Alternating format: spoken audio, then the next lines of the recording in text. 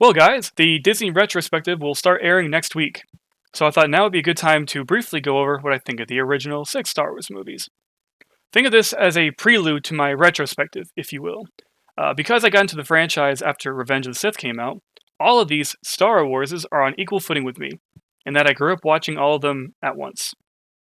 But we will start this tier list in release order, starting with A New Hope, or, as it was originally called, Star Wars. Uh, this movie is great, clearly, on a cultural and technological standpoint. What it was able to do is still amazing today.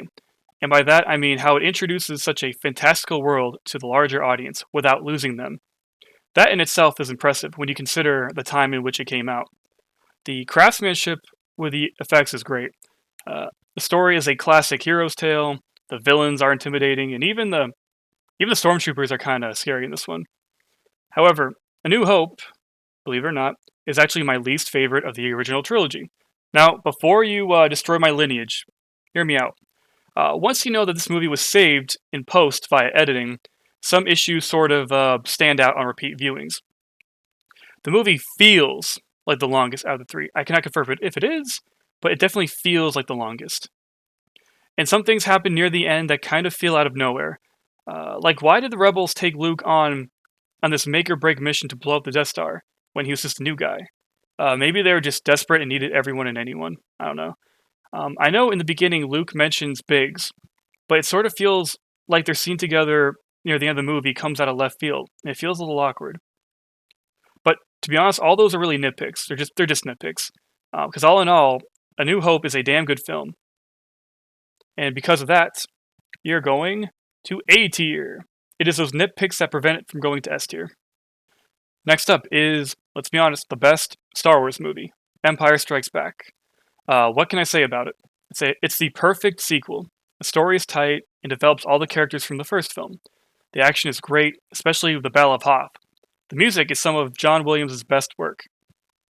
And the movie has the ultimate twist that Vader is Luke's dad, which strengthens the whole franchise, in my opinion. Han Solo he really does shine in this movie. Like, this is his best anything in all the franchise. Yoda's a badass too, and the whole Dagobah section really gets the real lessons of the movie and the whole everything of Star Wars out. The heroes make mistakes here, and of course, they all face consequences. At the end of the movie, pretty much everyone loses. They only win by surviving. I think I think that this is the only original trilogy movie that the special edition changes had a net positive effect. Um, Other than that, it is the best. It's the best of the best. S tier. Yeah. All right. Next up, we have Episode 6, Return of the Jedi. While this movie is flawed, I still love it. Yeah, the Empire is defeated by teddy bears. Yes, the movie is really two movies glued into one. Yes, Vader is kind of less of a threat in this one. Yes, Han Solo feels really useless in this one. But I don't care. I love this one all the same. This movie manages to be really fun, but can also pull on your heartstrings and give you the emotions. Yoda's death and Vader's sacrifice give me those emotions back in my cold, black heart. Vader silently choosing to save his son from the Emperor was powerful.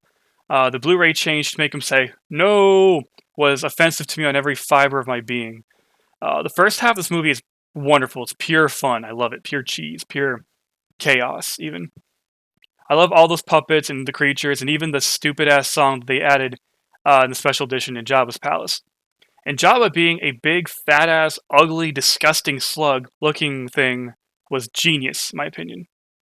I love that the Sarlacc is just a big hole in the sand with teeth. Reminds me of a certain body part. And this is one of those movies where I could still rewatch it and find new details. The most underrated Star Wars movie, in my opinion. In fact, I like it a bit more than A New Hope. Don't at me. Star Wars The Phantom Menace is the most disappointing thing since my son. Alright, it did lead me to find Red Letter Media, which is great. They are gods among men. But yeah, this movie is it's poo-poo, pee-pee poo-poo even, for all the reasons stated by a bajillion other YouTubers. And I admit, with the prequels, I am a bit biased because this was my Star Wars growing up, while the kids today, Jesus Christ, well, they're gonna have the sequel trilogy, and that's just it. That's just how it's going to be. But even with that, this movie is infamous for a reason. But all is not lost here. All is not lost here. The pod racing scene is pretty cool, and the final battle with Darth Maul can be enjoyable. Both scenes can be enjoyable on their own. But I will admit that the Darth Maul fight scene with Qui-Gon and Obi-Wan, it feels over choreographed. And by what I mean by that, I mean like it feels like their objectives were to touch lightsabers, touch tips, instead of actually trying to kill each other. But this movie can be a good case study for that. I think all film students should really study. The fact that Lucas had complete control over the entire production, it's just so interesting to see what happens when one man has all that power. And to quote Kanye West, one man should not have all that power. I remember they did some really cool editing tricks in this movie that I saw on the behind that I saw in the behind the scenes. And by that I mean they took 2 takes of the same shot, they spliced them in half so they get both of them at the same time, creating a whole different new shot. To me, that's really cool. And I could be wrong, please correct me if I am, but I believe this is the last Star Wars movie to come out that was made and shot on film.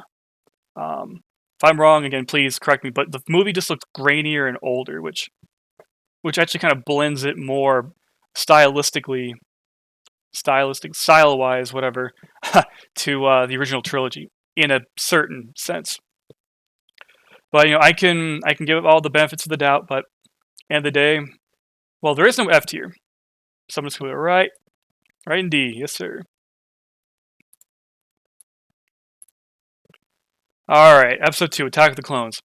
This movie is much worse than the Phantom Menace, in my opinion. At least that one felt like a movie that should be seen on the big screen in theaters. This movie just feels like something you'd see on the Sci-Fi Channel.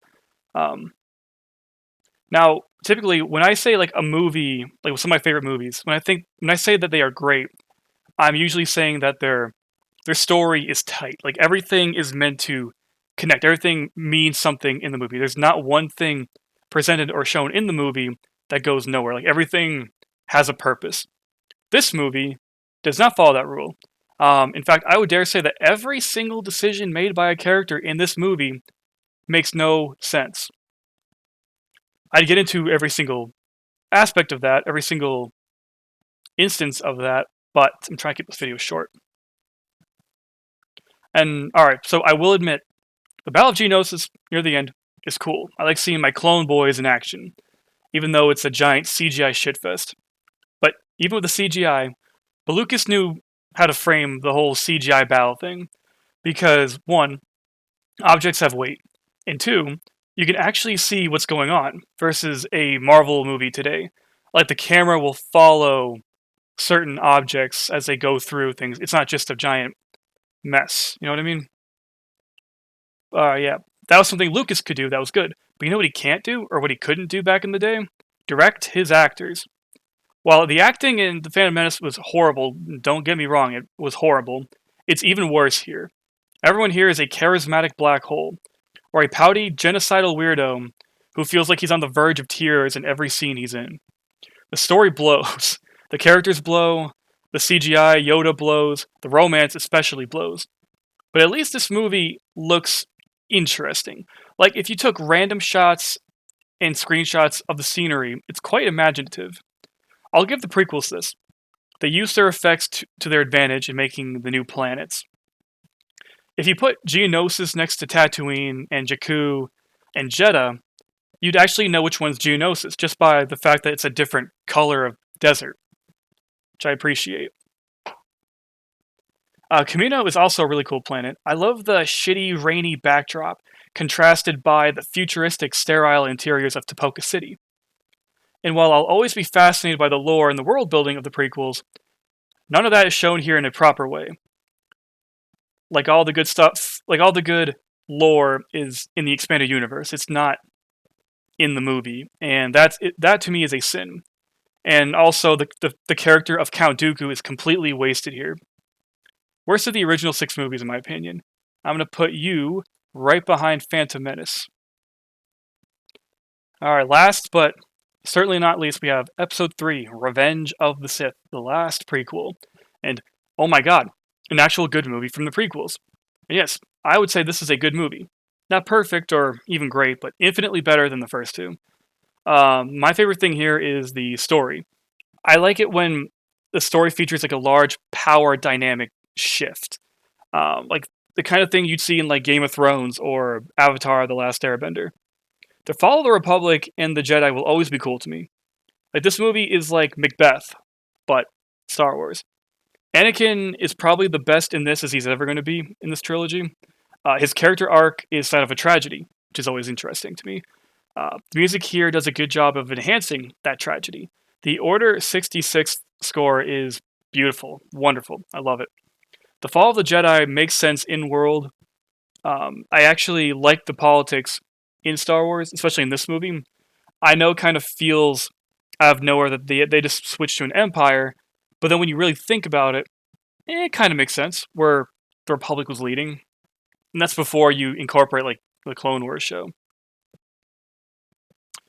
But hold on. This movie can be stupid too. The romance is still horrible, and there is some meme-worthy dialogue here. But again, the overarching story here is what sticks to me. If you do like Revenge of the Sith, I highly recommend you do two things. Check out two things. One, read the book. Read the novelization of Revenge of the Sith. It's like an extended version of the movie, and you get the thoughts of the characters, and a lot of the stupid things from the movie are cut out. And the writing is also just wonderfully done. And if you do like any expanded universe stuff that came out before the movie, you get it referenced and connected to this movie. Not in a heavily way where you need to read other stuff, but like if you did by happenstance just read like the Republic series or Labyrinth of Evil, you might get like a mention of those events here or there, and you'd be like, oh, that's kind of cool. The other thing is that I want you guys to check out is that there is a YouTuber, and I will link the video to this video, that he edited Revenge of the Sith and the finale to the Clone Wars, the Siege of Mandalore. He spliced them both together, which makes the movie like 4 hours long, but it's so well done. It's so well edited. And it's not like he only edited them in a way where, for timeline's sake, he did it in a way that there wouldn't be any tonal shifts, any crazy tonal shifts. It definitely frames some of the scenes in Revenge of the Sith in a different light. Especially the first time you see Anakin in that movie, why he's so happy. Because he just, caught up with Ahsoka. But this guy also has different versions of this edit where he incorporated the original 2003 Clone Wars ending, which showed the Battle of Coruscant. I would not watch that one only because it doesn't flow well, and there's some. Anakin learns that the Chancellor was kidnapped twice. That doesn't really make any sense. But yeah, please check that out. Only, of course, if you have Disney Plus, or else that's pirating. No, don't do that. Last I'll mention to that is that if Revenge of the Sith and Siege of Mandalore were actually officially the same movie, I would put it right behind Empire Strikes Back. Yeah, I am dead serious when I say that. But in reality, it is not. So, I shall put you, my friend, right in B tier. I'd say it's pretty fair. But yes, this is where I stood before Disney added the new things to the series. I figured this would be a good little prelude to my little retrospective, which will start coming out next week. I hope you guys like it. But until then, take care.